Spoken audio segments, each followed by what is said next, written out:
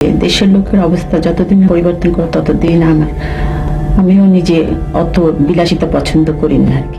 বাংলাদেশের আর 5 জন সাধারণ গৃহবধূর মতো তার জন্যও একটি সুনির্দিষ্ট বাজেট রাখা হতো। 2000 টাকা মূল্যে সেই বাজেটের মধ্যেই বাজার সদাই থেকে মাসকাবাড়ির সব খরচ তাকে করতে হতো। তার ছিল 2 পুত্র সন্তান। তাদের ব্যবহৃত অন্যান্য জিনিসপত্রের মতো কাপড় চোপড়েও কোনো জৌলুস কিংবা বিলাসিতা ছিল না।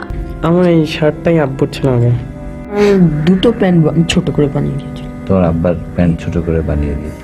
বাবার পরা কাপড়গুলো ছোট করে শার্ট কিংবা হাফ প্যান্ট বানিয়ে পরাতেন তিনি। অথচ তিনি বাংলাদেশের সবচেয়ে ক্ষমতাধর ব্যক্তিটির স্ত্রী ছিলেন বাংলাদেশের ফার্স্ট লেডি। বলছি বেগম খালেদা জিয়ার কথা। ক্ষমতা, আভিজাত্য, প্রাচুর্য আর জৌলুসের কেন্দ্রে অবস্থান করেও একেবারে সহজ সরল আর সাদামাটা জীবনযাপনে অভ্যস্ত ছিলেন শহীদ রাষ্ট্রপতি জিয়াউর রহমান। নিজের স্ত্রী ও সন্তানদেরও ঠিক সেই দীক্ষাই দিয়ে গেছেন। বেগম খালেদা জিয়ার কাছে তার স্বামী শহীদ রাষ্ট্রপতি জিয়াউর রহমানের আততায়ীর হাতে নিহত হওয়ার খবরটি ছিল একেবারেই বজ্রপাতের মতো আকস্মিক। স্বামী হারিয়ে এতিম 2 শিশু সন্তান নিয়ে যখন চরম অনিশ্চয়তা ও দুর্ভাবনার মধ্যে প্রতিটি মুহূর্ত কাটাচ্ছিলেন বেগম খালেদা জিয়া, ঠিক সেই সময়ই দেশ ও জাতির প্রয়োজনে ডাক আসে দলের নেতৃত্বের রাশ টেনে ধরার। বেগম খালেদা জিয়া তার রাজনৈতিক মেধা, প্রজ্ঞা ও মননশীলতার উপর ভর করে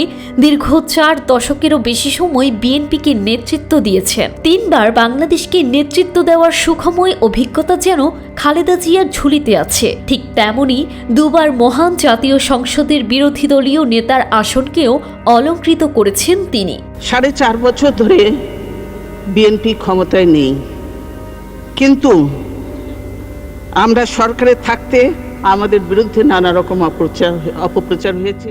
গৃহবধূর জীবন ছেড়ে রাজনীতির খাতায় নাম লেখানোর খুব অল্প কিছুদিনের মধ্যেই ক্ষমতার অংশীদার হওয়ার একটি লোভনীয় প্রস্তাব তিনি পেয়েছিলেন। ঘটনাটি 1986 সালের। তৎকালীন রাষ্ট্রপতি হুসেন মোহাম্মদ এরশাদ একটি পাতানো নির্বাচনের আয়োজন করেন। সেই নির্বাচনে অংশ নিলেই ক্ষমতার স্বাদ গ্রহণ করতে পারতেন বেগম খালেদা জিয়া। কিন্তু জনতার সঙ্গে বেইমানি না করে ক্ষমতাকে বৃদ্ধাঙ্গুলি দেখিয়ে তিনি হয়ে উঠেছিলেন বাংলাদেশের আপসহীন নেত্রী। বেগম খালেদা জিয়ার প্রয়াণের মাধ্যমে বাংলাদেশ হারালো একজন প্রকৃত জাতীয়তাবাদী, খাঁটি দেশপ্রেমিক রাষ্ট্রনায়ককে।